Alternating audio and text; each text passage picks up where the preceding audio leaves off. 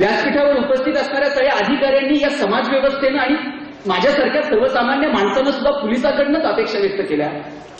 याचं कारणच तसं आहे की पोलीस त्यांच्या ब्रीद वाक्याचा आशय सांगताना म्हटलं की चांगल्या माणसांचं रक्षण करण्यासाठी आणि दुर्जनांचा सहार करण्यासाठी पोलीस आहे. पहा, परमेश्वरानं आतापर्यंत जन्म कधी घेतलाय?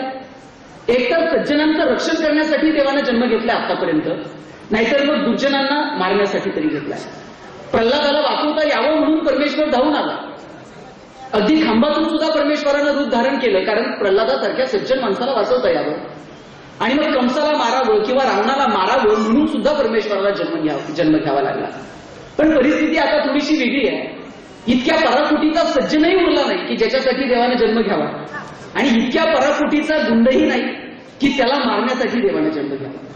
तुमच्या माझ्यासारख्या सर्वसामान्य माणसांची जी दरी आहे, जे आपण पराकोटीचे सज्जनही नाही आहोत आणि पराकोटीचे दुर्जनही नाही आहोत, मला वाटतं त्याच्यासाठी संतांनी जन्म घ्यावा लागतो. आणि पोलिसांनी आता ते संत म्हणून पुढे यावं, एक मित्र म्हणून पुढे यावं आणि ही सगळी समाज व्यवस्था बदलावी, याच्यासाठी माझ्यासारखा सर्वसामान्य माणूस आज अपेक्षा व्यक्त करतोय. 15 ऑगस्ट 1947 ला भारत स्वतंत्र झाला. 50 ला गणराज्यांची स्थापना झाली. 56 ला राज्यांची विभागणी झाली. 62 ला भारतावरती आक्रमण झालं. 4ही आक्रमणं परतावून लावली. 69 मध्ये बँकांचं राष्ट्रीयकरण झालं. 72 मध्ये तुमचं घाशीराम कोतवाल नाटक रिलीज झालं. 75 मध्ये शोले चित्रपट आला. बॉलिवूडकडे हॉलिवूडचा पाहण्याचा दृष्टिकोन बदलून गेला. 79 मध्ये मुलींच्या शिक्षणाविषयी ध्येयधोरण आखण्यात आले. 83 मध्ये पृथ्वी क्षेपणास्त्राचा विकास झाला. 84 मध्ये मारुती उद्योग समूहानं जगाच्या बाजारपेठेतून भारताचं नाव केलं. 89 मध्ये 18 वर्षाच्या तरुणाला राजकारणात आता यावं याच्यासाठी प्रयत्न झाले. 91 ला व्यापारीकरण स्वीकारलं. 93-95 ला आम्ही गॅट करार स्वीकारला. 2000 पर्यंत कम्प्युटरच्या बाबतीत भारत जगाचा बाप झाला. 2005 पर्यंत आमच्या हातात माहितीचा अधिकार आला. 2007 मध्ये महाराष्ट्राची प्रतिभा दिल्लीच्या तख्तावर जाऊन पोहोचली.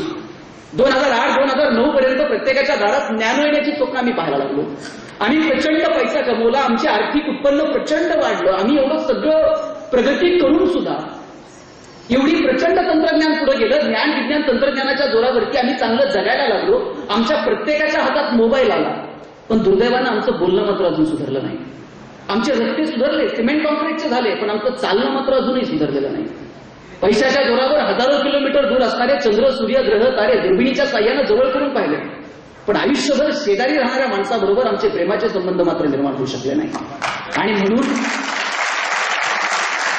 पोलीस यंत्रणेची गरज काय हा प्रश्नच कुठे निर्माण होतो. आम्हाला रस्ते सुधरून चालणार नाही. रस्ते कुणी सुधारायचे? प्रशासनानं रस्ते सुधारतील, पण अजूनही संध्याकाळी नीट घरी जावं याची अक्कल आम्हाला आलेली नाही. म्हणून या यंत्रणेची गरज आम्हाला भासते.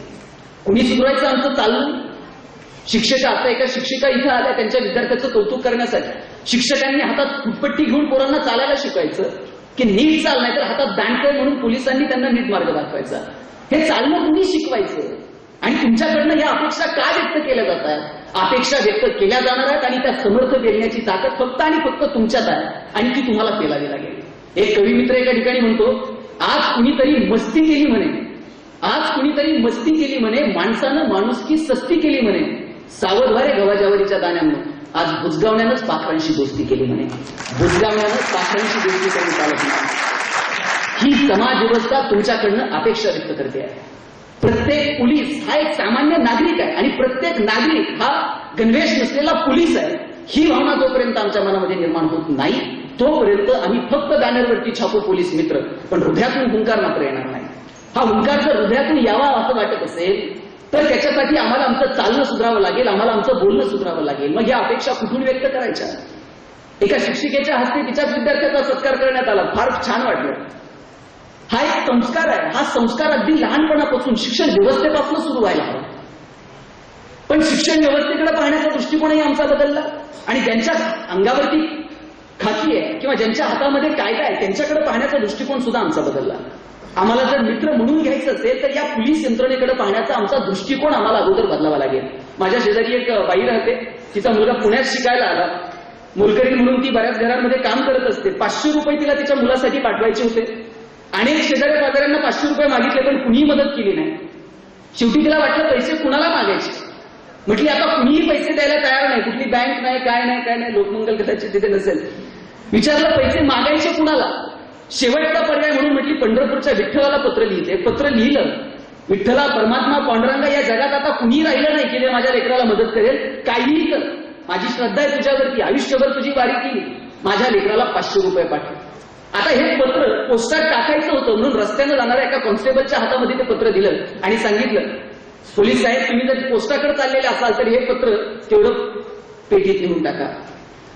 पोलिसांनी ते पत्र वाचलं. पत्रात लिहिलं होतं, प्रति पांडुरंग परमात्मा, मागं पत्ता टाकला होता, विठ्ठल मंदिर, पंढरपूर, जिल्हा सोलापूर. प्रत्येक पोलिसात सुद्धा माणूस दडलेला आहे. त्याने विचार केला, या बाईला येड लागलंय का? पोस्टमन तरी पत्र घेऊन जाईल कसं? बरं त्याला विठ्ठलाच्या मंदिरात घेऊन टाकेल. विठ्ठलापर्यंत निरोप जायचा असेल तर त्याला मरावं लागतंय, वर जावं लागतंय. बरं तो पुण्यवान असला तर विठ्ठल भेटतं. त्या बाईच्या पोराला 500 रुपये जायचे कसे? म्हणून त्याने एक काम केलं. पोलीस स्टेशनमध्ये गेल्यानंतर एक 10-20 सगळ्या कर्मचाऱ्यांनी एकत्र केला, अरे म्हणे 300 रुपये 500 रुपये पोराला पाठवायचे, एक 10-20 रुपये कॉन्ट्री करा. सगळ्यांनी 10-20 रुपयाची कॉन्ट्री केली. 300 रुपये जमा झाले. 300 रुपये त्या पोराच्या पत्त्यावरती पाठवून दिले. पोराला 300 रुपये मिळाल्यानंतर एवढा आनंद झाला. पोराने सांगितलं, पत्र लिहिलं आईला की आई अमुक अमुक पोलीस कॉन्स्टेबल यांच्याकडे तुम्ही ते पत्र दिलं होतं, त्यांनी पोस्टात टाकलं. विठ्ठलानं परत त्याच पोलिसाकडे पैसे दिले आणि त्या पोलिसानं मला 300 रुपये पाठवलेले आहेत. त्या पोलीस कर्मचाऱ्याकडे तू पैसे दिले त्याचे आभार मान.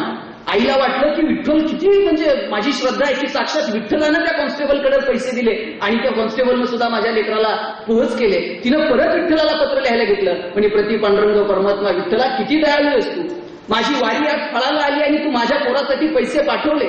माझं पोरगा आता पुढच्या वर्गात जाईल. मला खात्री आहे तू 500 पाठवले असतील, पण मधी म्हणे कॉन्स्टेबलनी 200 आणले असतील, पोराला 300 दिले.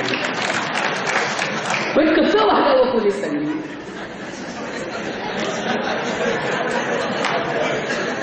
आम्हाला ही दृष्टी बदलावी लागेल. आम्ही जर त्याच अँगलमधनं या सगळ्यांकडे पाहायचं ठरवलं तर आम्हाला काहीही करता येणार नाही. पोलीस मित्र म्हणून घ्यायचं असेल, येस माहीत आहे 10 पैकी 4 लोकांकडनं काही वाईट अनुभव तुम्हाला आले असतील. मगाशी सांगितलं की बाळमानेंनी भाषणामध्ये सांगितलं की सगळ्या मालिका अशाच आहेत की जिथं खाकी आणि खादी, खा की खा आधी, या दोघांवरती सगळं विडंबनात्मक चालू असतं. त्याला कारणंही तशी असतील. काही समाजातली 4 लोक आहेत की ज्यांच्याकडनं वाईट अनुभव आले असतील, पण केवळ त्याच गोष्टीला टार्गेट करून आपण किती वेळ त्या दृष्टीनं या समाजाकडे पाहायचंय. मला वाटेल की आज जर आम्हाला भारताला महासत्ता करायचं असेल, APJ अब्दुल कलामांनी स्वप्न पाहिलं भारताला महासत्ता करायचंय, त्यांना माहित नाहीत का आज भ्रष्ट अधिकारी आहेत म्हणून? त्यांना माहित नाहीत का एवढे चोर आहेत, एवढे दरोडेखोर आहेत? सगळं आहे, पण या सगळ्यांना गृहीत धरून आपल्याला राष्ट्राला महासत्ता करायचा आहे. याच्यासाठी आपल्याला नाविन्य शोधावं लागेल. केवळ परदेशी वाऱ्या करून आणि तिथलं काहीतरी इथं आणून आपल्याला ते नाही हासिल करता येणार.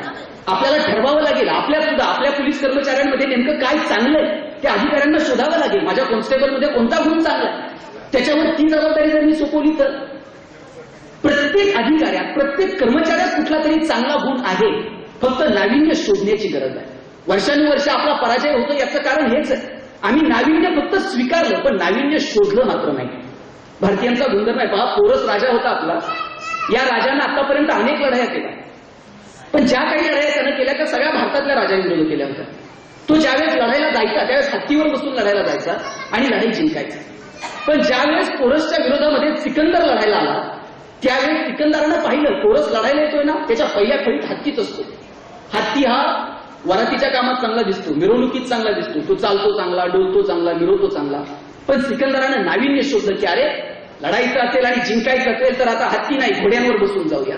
घोडा हा हत्तीपेक्षा चपळ आहे. त्यानं नाविन्य शोधलं, नाविन्य स्वीकारलं आणि पोरसच्या विरोधात ज्यावेळेस तो लढायला आला त्यावेळेस येतानाच घोड्यांवरती बसून आला.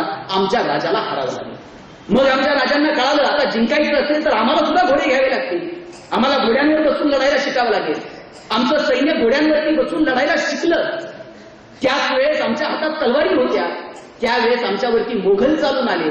आम्ही हातात तलवारी घेऊन घोड्यांवर बसून लढत होतो. मोघल येतानाच बंदुका घेऊन आले. परत एकदा आम्हाला हरवलं लागलं. मग आम्हाला कळालं जिंकायचं असेल तर हातात बंदुका घ्याव्या लागतील.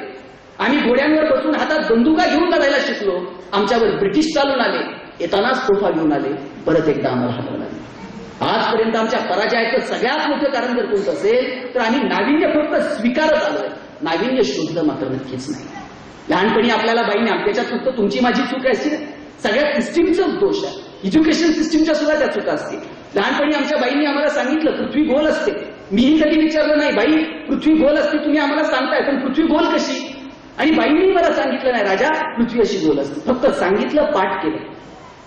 पृथ्वीचा परीघ पाठ केला, पृथ्वीचा व्यास कसा आहे तो पाठ केला. पण हे कसं शोधलं असेल? नाविन्य शोधण्याची कुवत आमच्यात असून सुद्धा आम्हाला ती प्रेरणा मिळाली नाही. पृथ्वी गोल आहे आम्ही फक्त पाठ केलं, पण पूर्वी ग्रीक लोकांना वाटायचं पृथ्वी ही चेंडूसारखी गोल नाही. ते विचार करायचे पृथ्वी ही ताटासारखी गोल आहे. हजारो पिढ्या त्यांच्या अशा प्रवासाला जर निघाल्या तर घाबरत जायच्या. त्यांना वाटायचं ताटासारखी गोल आहे, मग कुठेतरी जाऊन पृथ्वी संपेल, तो पाणी संपेल, मग धबधब्यासारखे आपण खाली कोसळू.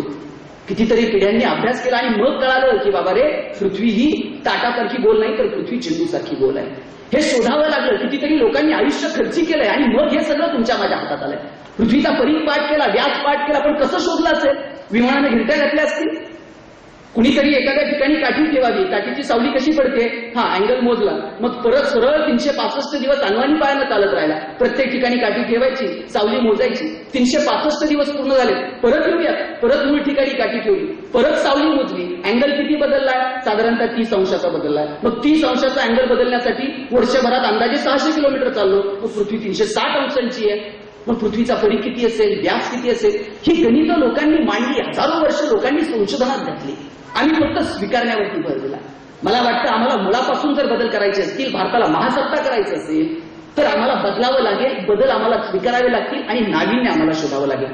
सगळ्यात महत्वाचं म्हणजे आमच्या कोणत्या पोलीस कर्मचाऱ्यात कोणतं काय, चांगलं काय. प्रत्येकात काहीतरी कलागुण आहे, प्रत्येकात काहीतरी वेगळा गुण आहे.